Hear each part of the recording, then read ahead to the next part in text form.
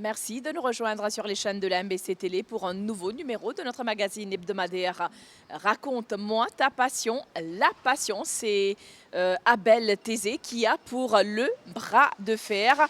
Et oui, ce jeune de 30 ans a décroché la médaille de bronze à la 13e édition des Jeux d'Afrique qui se sont tenus du 4 au 23 mars 2024 à Accra au Ghana. Abel Thésée qui pratique ce sport qui tombe sous la fédération mauricienne de lutte, donc bras de fer, médaille d'argent pour Abel Thésée. Nous sommes ici au complexe Omnisport de Côte d'Or où Abel Thésée est senior coach. Alors, il va nous parler de sa participation à cet événement. Rappelons que la lutte, donc le bras de fer, Maurice a participé à cet événement sur invitation et il faut également souligner qu'Abel Thésée est l'unique médaillé pour la région de l'océan Indien. Tout de suite, rencontre avec ce médaillé aux derniers Jeux d'Afrique.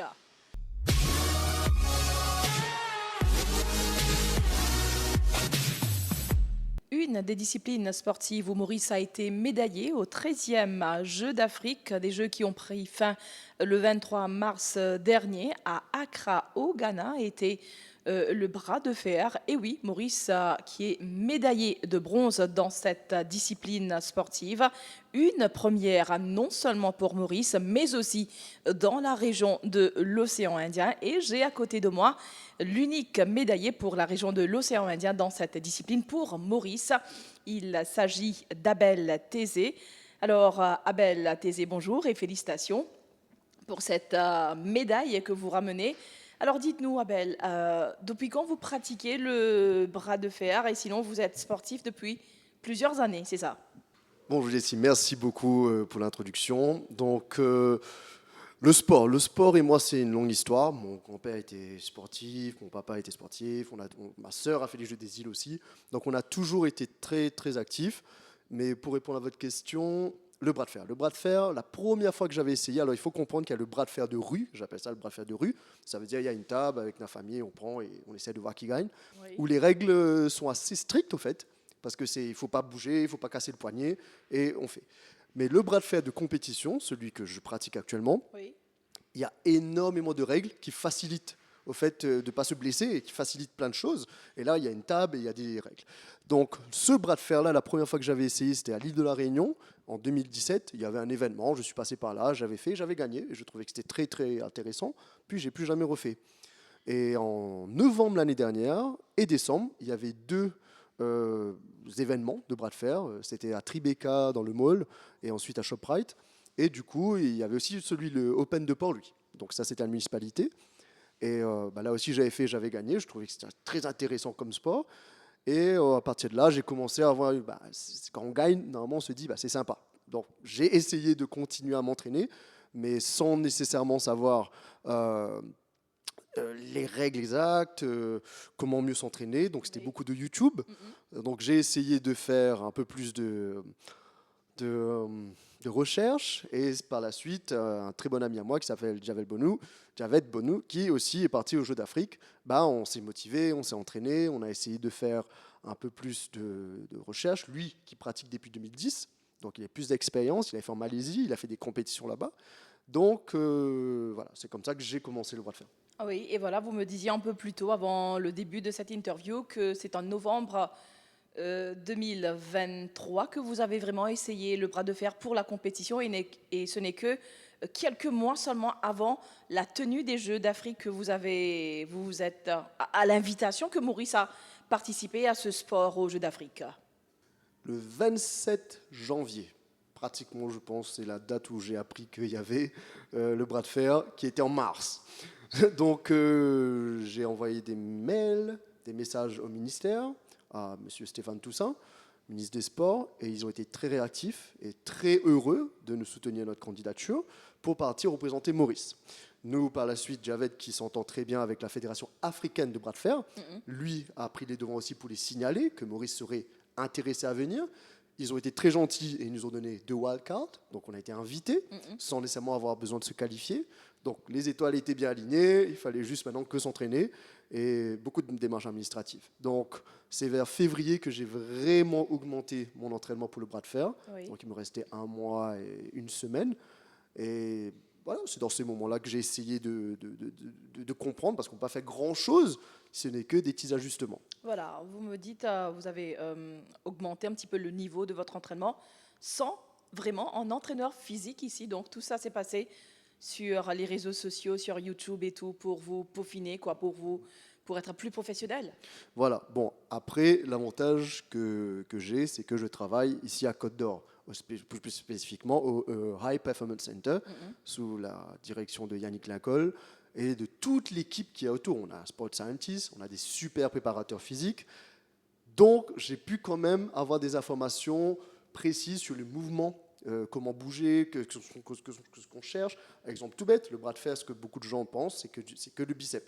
Non, on a le poignet, on a les rotateurs, on a le pouce. Donc, ce qui est intéressant, parce que si je coupe votre pouce de pied, vous ne pouvez pas marcher. C'est une balance. Donc, le pouce, il fallait l'entraîner. Donc, avec le sport scientist, Greg Heisen et Yannick Lincol, on a fait des recherches. Comment est-ce qu'on peut améliorer le bras de fer? Quel est le mouvement? Donc, c'était plus eux, mes entraîneurs, et moi aussi. Oui. Donc, c'était un travail d'équipe, au fait, du HPC pour me préparer pour les Jeux. Donc sur invitation, avec une wildcard, vous êtes monté sur le podium et c'est pour la première fois qu'on a eu le bras de fer à une édition des Jeux d'Afrique. Vous êtes médaillé non seulement pour Maurice, mais le premier médaillé pour la région de l'océan Indien. Alors, vraiment une grande fierté. Alors, le bras de fer, c'est sous quelle fédération sportive? C'est sous la lutte à Belthésé? Oui, alors c'est sous la fédération de wrestling, sous M. Richard Papy, d'ailleurs que je remercie, parce qu'il nous a vraiment soutenus et il a approuvé notre participation. Et par la suite, nous, on va faire une association de bras de fer sous le wrestling. Donc on est reconnu, on va être reconnu, on est sous le gouvernement, sous le ministère, on n'est pas juste un sport de bar. Voilà, donc c'est ça qui est très important, c'est que c'est un début. Maintenant que Maurice a des représentants qui vont faire des compétitions continentales, le but c'est d'inviter les gens à venir essayer pour que les prochains Jeux d'Afrique ou championnats, Maurice amène une grosse délégation et que c'est un sport aujourd'hui. Voilà, c'est peu connu jusqu'à présent à Maurice. On connaît si vous êtes un lutteur, vous faites partie de la fédération de lutte, mais là c'est bras de fer, mais sous la fédération de lutte. Donc quel constat vous faites concernant la pratique du bras de fer à Maurice? Est-ce qu'il y a beaucoup de jeunes qui s'intéressent à ça? Est-ce que c'est peu connu encore? Je suis toujours impressionné par les jeunes. Parce que les jeunes, aujourd'hui avec les réseaux, ça va vite. Ils apprennent vite, ils observent vite et ils sont en contact rapidement. Et il y a énormément de jeunes qui sont intéressés au bras de fer. Plus que moi. Il y en a, ils connaissent tous le haut niveau, qu'est-ce qui se passe. Il y en a, ils achètent des pay-per-view. Donc, ils payent sur Internet pour regarder le bras de fer en live.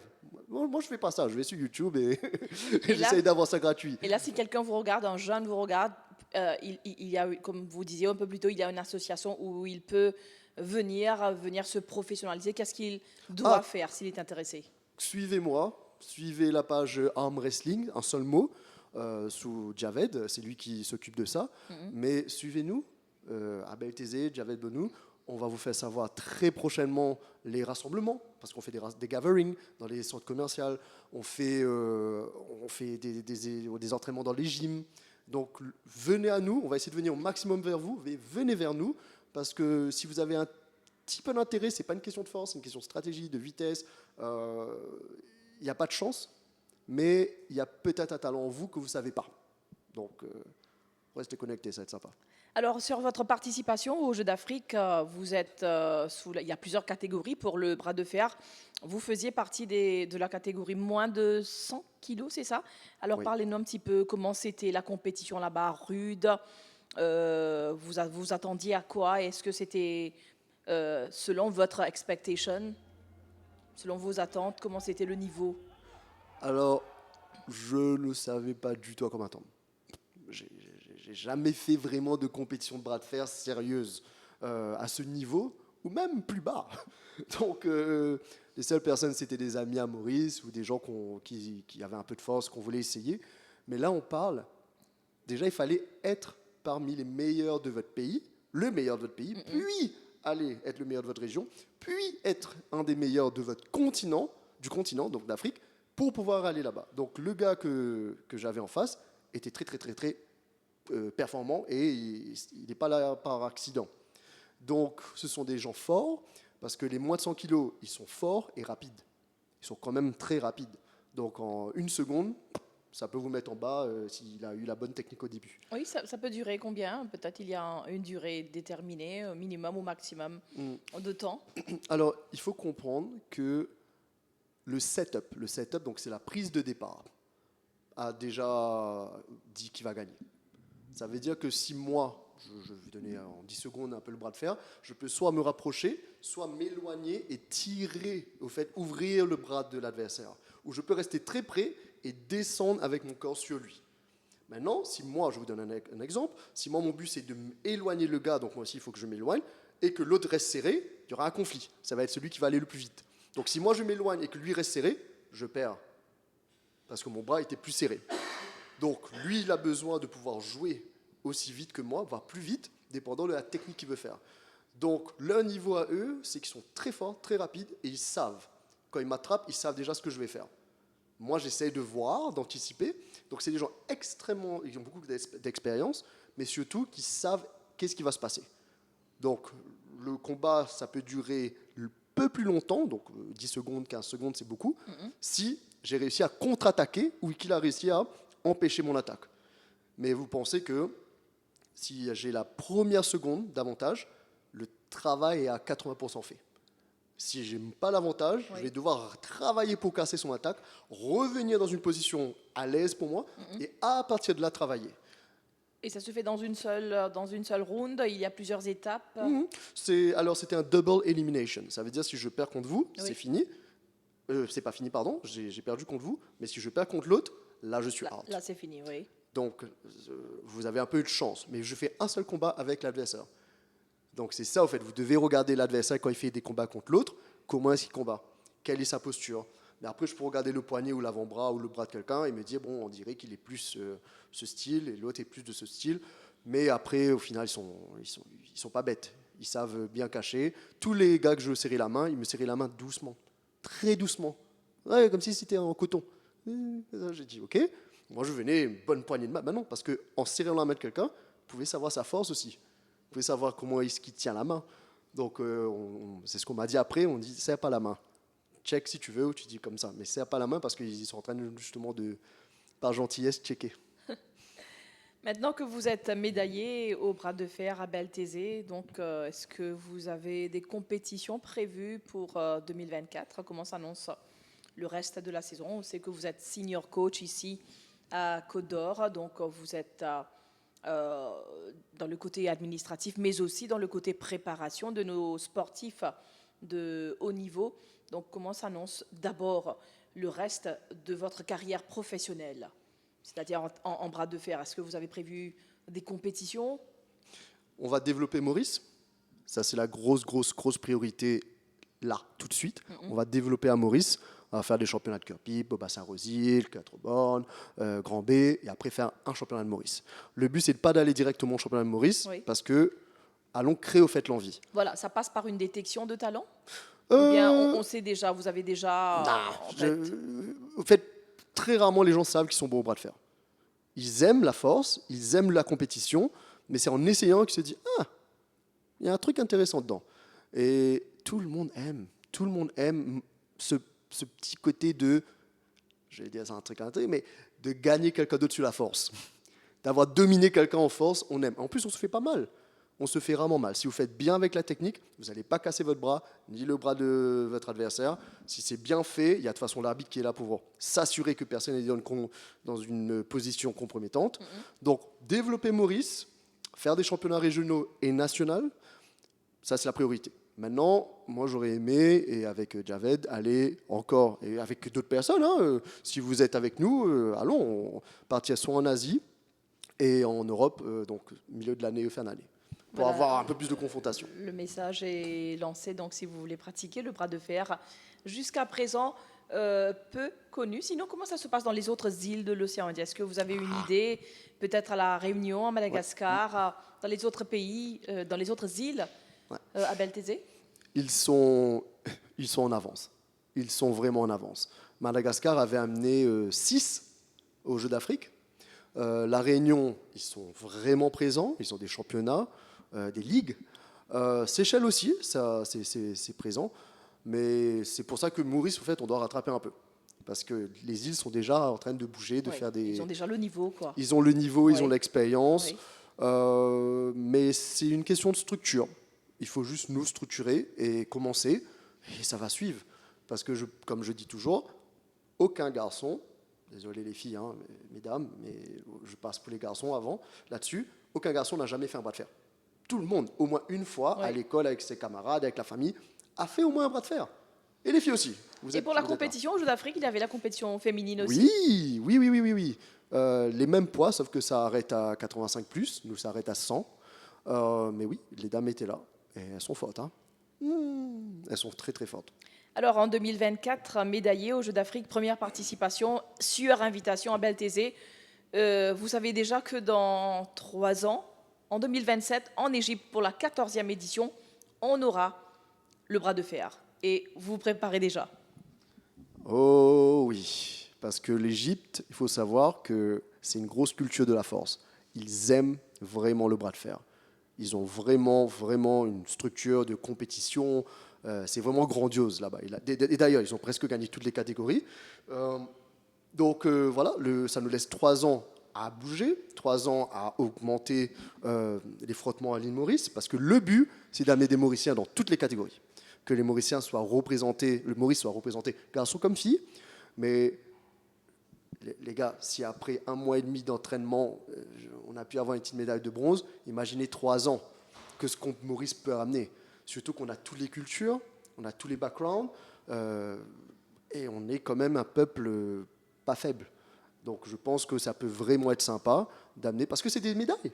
C'est des médailles pour Maurice. Tout à fait. C'est des médailles qu'on peut aller chercher. Il y a une dizaine de catégories. On peut mettre 2, parfois 3 par catégorie. Donc imaginez le nombre de médailles qu'on peut amener. Et on va terminer cette interview avec cette note positive. Donc, première médaille. Vous êtes l'unique médaillé pour Maurice, pour la région aussi de l'océan Indien. Donc, un peu plus tôt, vous nous disiez que Madagascar avait 6 représentants. Donc, avec seulement sur invitation, vous êtes médaillé. Donc, ça fait tellement... C'est un sentiment de fierté qui vous anime, Abel? Alors, ce qui est intéressant, c'est que c'est dur à réaliser. On part tous, tout le monde, tous les sportifs, quand vous partez pour un championnat, vous allez pour gagner. Tout à fait. Même si vous savez que ça va être presque impossible. Mais on part toujours en disant, on va chercher la médaille. Oui, moi, je suis parti avec cette optique. Arrivé là-bas, je me suis dit, waouh, ils ont l'air forts. Ah oui, je suis petit là-bas. Ils sont vraiment énormes.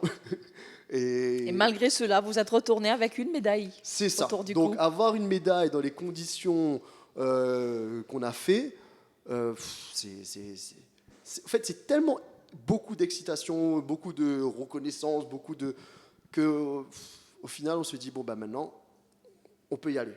Maintenant, allons travailler plus. C'est un début. Je suis très reconnaissant parce que j'ai une énorme équipe derrière moi, de médecins, de physio, de masseurs, de ma famille.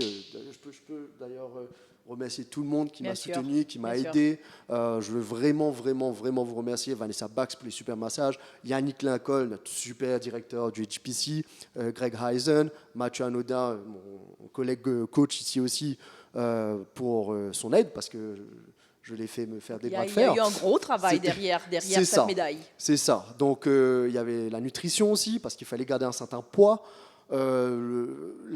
Encore une fois, je dis merci à Yannick Lincoln parce qu'il a été très compréhensif à pouvoir m'aider à jouer avec mon repos, et les horaires étaient plus ou moins sympas pour pouvoir m'aider aussi à m'entraîner. Donc Ben Hiddleston, notre CEO, qui m'a soutenu. Donc j'ai une équipe derrière moi. Et l'île Maurice, beaucoup de messages, beaucoup de félicitations. Ça me touche. Et c'est toujours intéressant quand vous êtes coach, d'être vous-même l'athlète, vous réalisez encore mieux la pression et le soulagement que c'est pour un athlète quand il revient et qu'il a fait la mission accomplie. Abel Thésée, félicitations encore une fois et merci beaucoup de nous avoir accordé cette interview et bonne continuation dans ce que vous faites. Merci beaucoup, merci à MBC.